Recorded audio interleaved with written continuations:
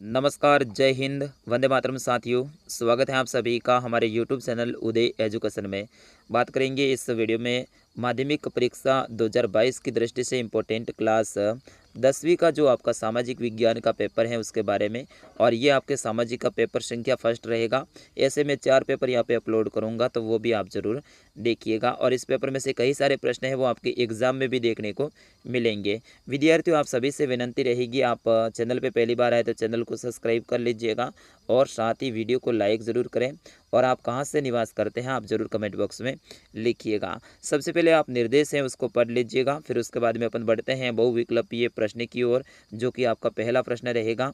और पहले प्रश्न के अंतर्गत आपके 12 प्रश्न रहेंगे जो कि अवसद के रूप में रहेंगे। तो ये उसका पहला प्रश्न आप देखिएगा, जलियांवाला बाग हत्याकांड निम्न में से कहाँ हुआ था। तो विद्यार्थियों, इसका सही आंसर क्या हो जाएगा आपका? ऑप्शन नंबर ब रहेगा, अमृतसर में। विद्यार्थियों, जलियांवाला बाग हत्याकांड है वो अमृतसर में हुआ था और ये अमृतसर है, ये पंजाब में है। अगला प्रश्न देखिएगा, जर्मनी के एकीकरण का श्रेय है वो किससे दिया जाता है? ओटो वान बिस्मार्क को, विलियम प्रथम को, इमैनुएल द्वितीय को, या फिर इनमें से कोई नहीं। तो इसका सही आंसर क्या हो जाएगा आपका? ऑप्शन नंबर अ रहेगा, ओटो वान बिस्मार्क को जर्मनी का एकीकरण का श्रेय दिया जाता है। अगला प्रश्न देखिएगा, प्रश्न संख्या 3, ब्रेटन वुड्स की जुड़वा संतान है वो किसे कहा जाता है? तो आपका सही आंसर मेरे हिसाब से होना चाहिए इसमें विश्व बैंक और अंतर्राष्ट्रीय मुद्रा कोष। तो ऑप्शन अ और स दोनों रहेगा इसका सही आंसर। और इसका सही आंसर रहेगा वो रहेगा आपका ऑप्शन नंबर द, अ तथा स दोनों। उसी प्रकार से अगला प्रश्न देखिएगा, जल किस प्रकार का संसाधन है? नवीकरणीय योग्य संसाधन, अनवीकरणीय योग्य संसाधन, अजैव या फिर जैव संसाधन। तो विद्यार्थियों, जल है आप सभी को पता होना चाहिए कि ये एक नवीकरणीय योग्य संसाधन है। तो अपना ऑप्शन नंबर अ रहेगा इसका सही आंसर।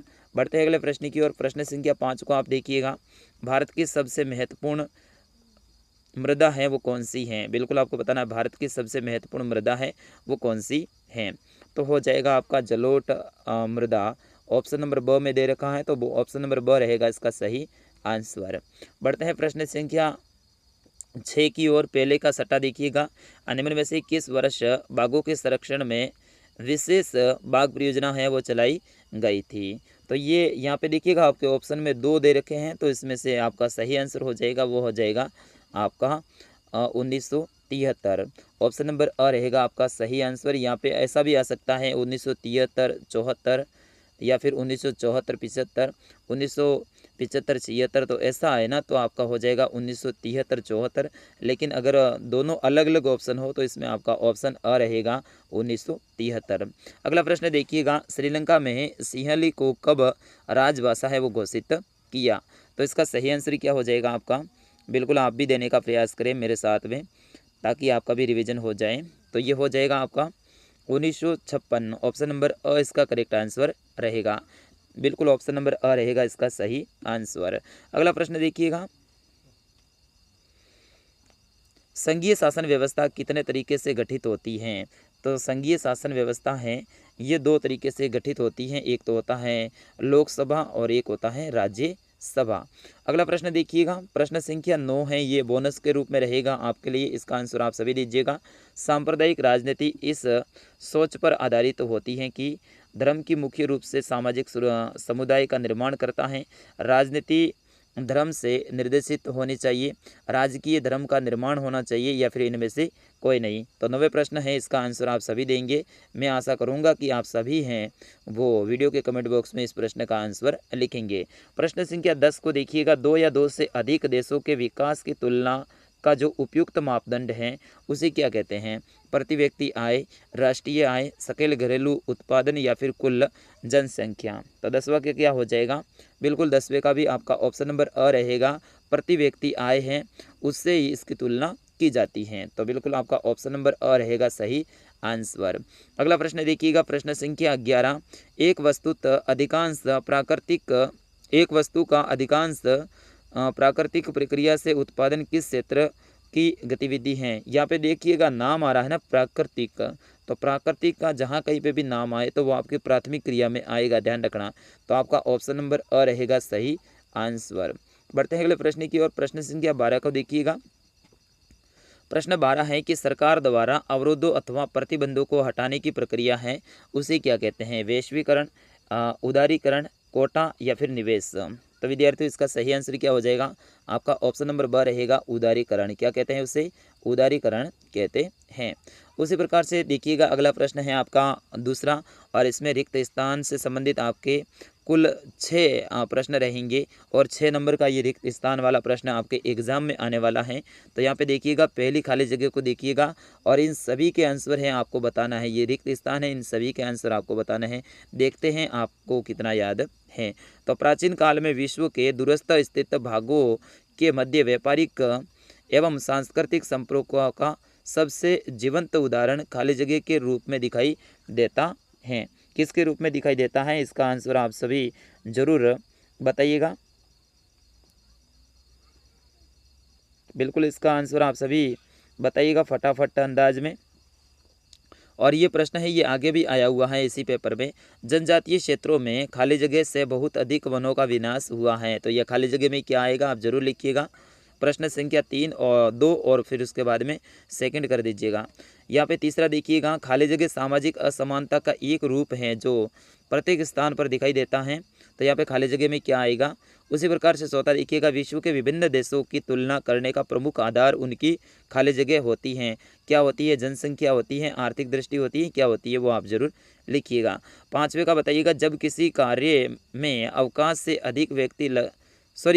से अधिक व्यक्ति लगे रहते हैं तो उसे कहा जाता है, क्या कहा जाता है?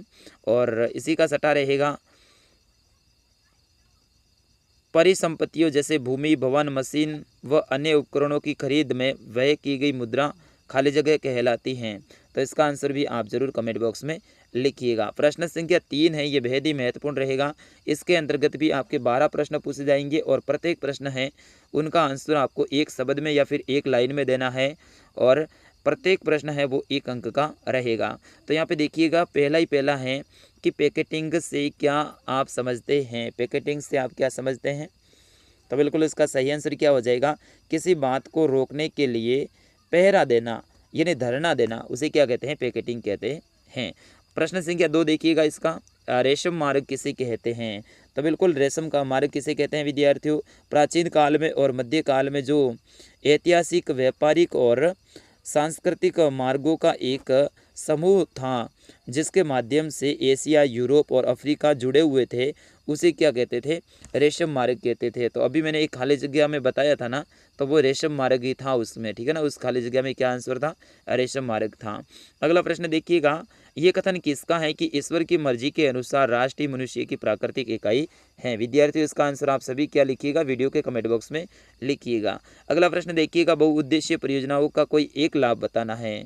तो यहाँ पे लिखा हुआ है ना साफ साफ कि बहुउद्देशीय परियोजना यानी ऐसी परियोजना जिसके पीछे कई सारे उद्देश्य होते हैं, उन्हें क्या कहते हैं? बहुउद्देशीय परियोजना कहते हैं। तो उनका लाभ बताना है।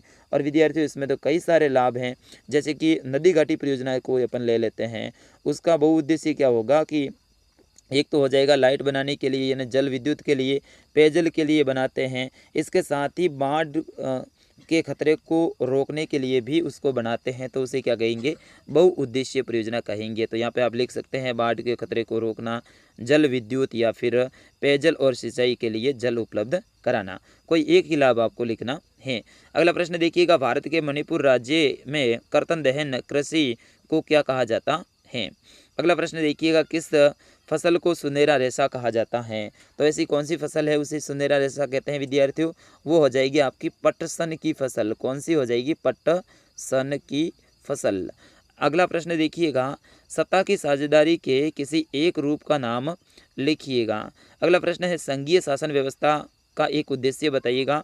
और अगला प्रश्न है, अमेरिका में नागरिक अधिकार आंदोलन किसके नेतृत्व में चलाया गया था? विद्यार्थियों इसका भी आंसर है आप वीडियो के कमेंट बॉक्स में जरूर लिखिएगा। ये सारे के सारे प्रश्न हैं आपके एग्जाम की दृष्टि से इंपॉर्टेंट रहेंगे।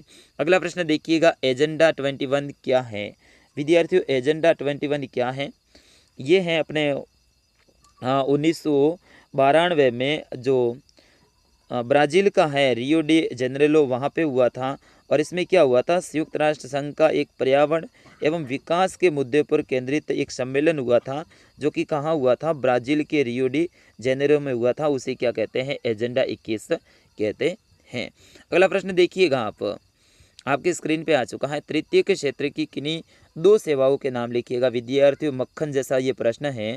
तृतीय क्षेत्र की किन्हीं दो सेवाओं के नाम लिखने हैं। तृतीय क्षेत्र में खूब सारी सेवाएं हैं, उनमें से दो ही लिखना है, तो आप लिख सकते हैं इसमें परिवहन लिख सकते हैं। किसी भी वस्तु का आदान प्रदान है, परिवहन है, वो क्या है, तृतीय क्रिया है।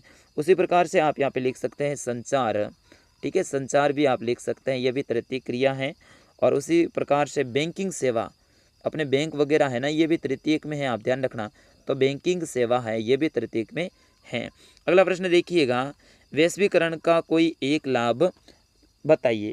वैश्वीकरण का कोई एक लाभ है, वो आपको बताना है। वैश्वीकरण के भी साथियों कई सारे लाभ हैं, मैं अभी आपको बताता हूँ। थोड़ा सा इसको मिटा देता हूँ, ओके।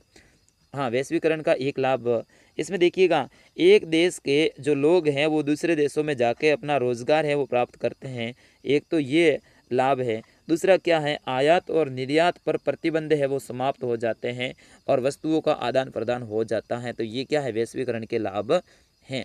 अगला प्रश्न देखिएगा, प्रश्न संख्या 4 है, बेहद ही इंपॉर्टेंट है विद्यार्थियों, कि रिंडरपेस्ट बीमारी से अफ्रीका पर क्या प्रभाव पड़ा था। विद्यार्थियों, आप सभी को पता होगा कि ये रिंडरपेस्ट बीमारी है, ये पशुओं की एक बीमारी है जिसे पशु प्लेग भी कहा जाता है। और उस दशक में क्या हुआ था कि अफ्रीका में ये बीमारी आई थी और संपूर्ण अफ्रीका को अपने चपेट में है वो इसने ले लिया था।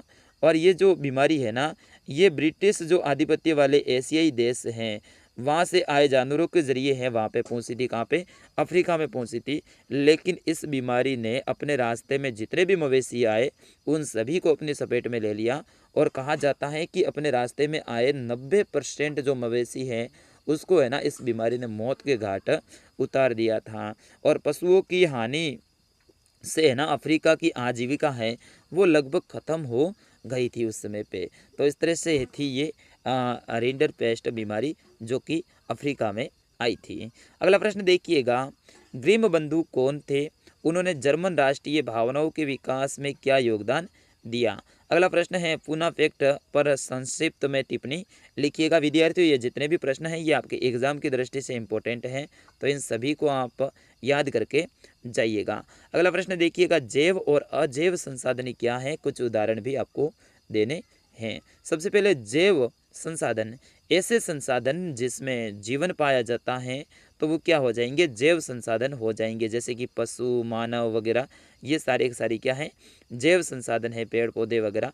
और अजैव संसाधन वे होते हैं जिसके अंदर जीवन नहीं पाया जाता है, वो होते हैं अजैव संसाधन। इसमें आप विभिन्न प्रकार की धातुएं ले सकते हैं, पत्थर वगैरह ले सकते हैं, तो ये क्या है, अजैव संसाधन हैं।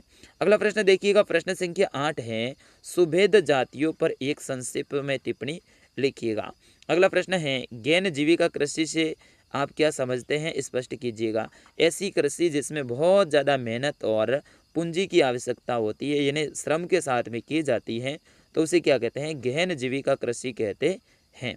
अगला प्रश्न है, सत्ता की साझेदारी क्यों आवश्यक है। अगला प्रश्न है, 11वां की किस प्रकार बेल्जियम की सरकार एकात्मक प्रणाली से संघात्मक शासन में बदली थी। वो ब्राज़ील वाला है ना, आपको पता ही नहीं, बेल्जियम वाला, वो आप याद करके लिख लीजिएगा। ये प्रश्न बेहद ही इंपॉर्टेंट हैं, आप ठीक कर लीजिएगा। अगला प्रश्न है, टॉमी स्मिथ और जॉन कार्लेस ने रंग भेद के मुद्दे पर किस प्रकार अंतर्राष्ट्रीय समुदाय का ध्यान आकर्षित किया था। कौन कौन से व्यक्ति हैं विद्यार्थी, व्यक्ति का नाम आप ध्यान रखना, टॉमी स्मिथ और जॉन कार्लेस। इन्होंने है ना रंग भेद यानी काले और गोरे के जो मुद्दे हैं ना उसको अंतर्राष्ट्रीय समुदाय पर किस तरह से अपना ध्यान है वो आकर्षित किया था। अगला प्रश्न है, धारियता का नियम विकास के लिए क्यों महत्वपूर्ण है। अगला प्रश्न है, 14वां की असंगठित क्षेत्र की किन्हीं दो विशेषताओं की व्याख्या कीजिए। प्रश्न संख्या 15 है कि हमारे देश की एक बहुत बड़ी आबादी निर्धन है, क्या उनके कर्ज लेने की क्षमता को प्रभावित करती है। अगला प्रश्न है, वैश्वीकरण प्रक्रिया में बहुराष्ट्रीय कंपनियों की क्या भूमिका है, बताइएगा। अगला प्रश्न है जो कि आपके खंड स के अंतर्गत रहेगा, और ये प्रश्न हैं ये आपके निबंधात्मक प्रश्न रहेंगे, यानी इनकी शब्द सीमा है वो आपके लगभग 100 शब्दों की रहेगी। लघुतरात्मक अपन कह सकते हैं। दीर्घ उत्तरीय जिसमें 19वीं सदी के यूरोपीय उदारवादी राष्ट्रवाद से आपका क्या अभिप्राय है। ये वेरी वेरी इंपॉर्टेंट है विद्यार्थियों, प्रश्न आप स्टार लगा दीजिएगा, आपके एग्जाम की दृष्टि से याद करके आप जरूर जाइएगा। इसी का 8वां में प्रश्न आएगा कि 1831 से लेकर 1848 तक का युग यूरोप के इतिहास में क्रांतियों का युग था, इसके बारे में आपको व्याख्या करनी है। अगला प्रश्न है बांध क्या है, इसके निर्माण के उद्देश्य लिखिएगा। आपको पता ही है ना, नदी घाटी परियोजना के अंतर्गत ही बांध आते हैं, बांधों का निर्माण होता है और यहाँ पे पानी को रोका जाता है और इसके पीछे कई सारे उद्देश्य होते हैं, जैसे कि जल विद्युत हो गया, पेयजल हो गया, सिंचाई हो गया और साथ ही बाढ़ के खतरे को रोकना भी हो गया। अगला प्रश्न देखिएगा, भारत में नदी परियोजनाओं के निर्माण पर उठती गई आपत्तियों के कारण भी बताइए। अगला प्रश्न है सामाजिक समानता में शहरीकरण के योगदान को उजागर कीजिएगा और इसी का अथवा में आपके सामने प्रश्न आ जाएगा कि जातिगत असमानता के स्वरूप को स्पष्ट कीजिएगा। विद्यार्थियों ये जितने भी प्रश्न हैं आपके एग्जाम की दृष्टि से इंपॉर्टेंट है, इस पेपर में से कई सारे प्रश्न हैं आपके बोर्ड की परीक्षा में देखने को मिलेंगे। हमें भारत में ऋण के औपचारिक स्रोत को बढ़ाने की क्यों ज़रूरत है, अथवा में आपके ऑप्शन मिल जाएगा। भारतीय रिजर्व बैंक अन्य बैंकों की गतिविधियों पर किस प्रकार नज़र रखता है और ये क्यों जरूरी है। विद्यार्थियों इस प्रश्न को आप स्टार लगा दीजिएगा, रिजर्व बैंक वाला, ठीक है ना। ये प्रश्न है आपके एग्जाम में सपने वाला है, रिजर्व बैंक से संबंधित एक प्रश्न पक्का आएगा आपके बोर्ड की परीक्षा में। अगले प्रश्न रहेंगे ना, वो रहेंगे आपके निबंधात्मक प्रश्न, यानी ये रहेंगे आपके 4 नंबर के प्रश्न। यहाँ पे देखिएगा प्रश्न संख्या 21 है, वो गांधी जी ने प्रस्तावित रोलेट एक्ट के विरोध में एक राष्ट्रव्यापी सत्याग्रह चलाने का निर्णय क्यों लिया था और इसका विरोध किस प्रकार से किया गया था, वर्णन कीजिए। या फिर अगर इसी में अथवा में मिल जाएगा, गांधी जी के सत्याग्रह संबंधी विचारों को स्पष्ट कीजिए। गांधी जी के किस गुणों ने भारत के स्वतंत्रता संग्राम को एक जन आंदोलन बना दिया था। प्रश्न संख्या 22 है, नेपाल के सत्ता संघर्ष पर वर्णन कीजिए। अथवा में ऑप्शन मिल जाएगा, एक लोकतांत्रिक व्यवस्था में विभिन्न संगठन कितनी तरह से अपनी भूमिका निभाते हैं, वर्णन कीजिएगा। प्रश्न संख्या 23 है, यह आपके मैप से संबंधित रहेगा और विद्यार्थियों बेहद इंपॉर्टेंट रहेगा कि दिए गए भारत के रेखा चित्र मानचित्र में निम्नलिखित को अंकित कीजिएगा। मयूरभंज कहाँ पे है, हजारीबाग कहाँ पे है, पारादीप कहाँ पे है और मणिकरण कहाँ पे है। अगर ये नहीं आता है तो ये पे है वो अथवा में ऑप्शन मिल जाएगा, बेलारी, विशाखापट्टनम, रत्नागिरी और बस्तर। आप सभी को पता है विशाखापट्टनम आंध्र प्रदेश में है, रत्नागिरी है महाराष्ट्र में है और बस्तर है वो कहाँ पे है, छत्तीसगढ़ में है और बेलारी कहाँ पे है। इस तरह से आप भारत के मैप में आराम से भर सकते हैं, आगे मैप भी दे रखा है। तो विद्यार्थियों ये था कक्षा 10 का सामाजिक विज्ञान का पेपर। मैं आशा करूँगा आपको पसंद आया होगा, सारे प्रश्नों को आपने नोट कर लिया होगा। अब इस वीडियो को ज़्यादा से ज़्यादा शेयर कीजिएगा और चैनल को सब्सक्राइब जरूर करके जाइएगा। और ये पेपर लेने के लिए आप क्या करिएगा, हमारे टेलीग्राम ग्रुप से जुड़ जाइएगा। वीडियो के डिस्क्रिप्शन में और कमेंट बॉक्स में लिंक दे रखी है। मिलता हूँ अगले वीडियो में, तब तक के लिए जय हिंद, वंदे मातरम।